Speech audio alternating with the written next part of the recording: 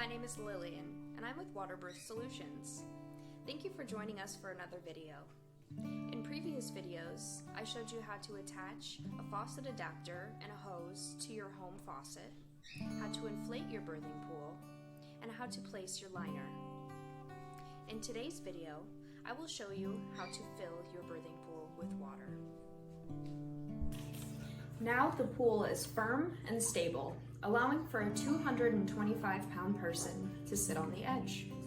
This is one of the reasons we only carry structurally engineered birthing pools. We do not carry kiddie pools. Next, I'm going to secure the end of the hose into the designated hose pocket. Just another feature that Birth Pool in a Box offers.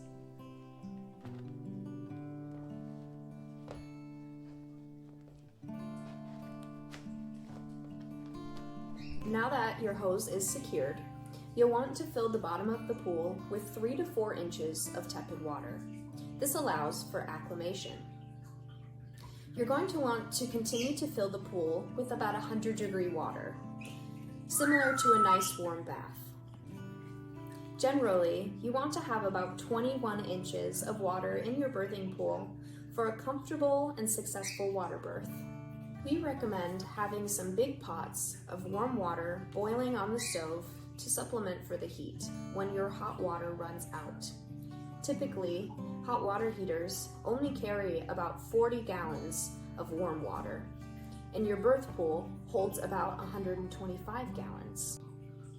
If mom is not ready to get into the pool, you could use a birth pool in a box cover to maintain the water temperature of the pool until mom is ready to get into the pool. Please keep young children supervised while the birth pool is full of water. Now we have completed filling the birthing pool. If you have any questions or concerns, please feel free to contact us at www.waterbirthsolutions.com. Thank you for watching today's video. Like and subscribe, and check out our YouTube page for more informative content.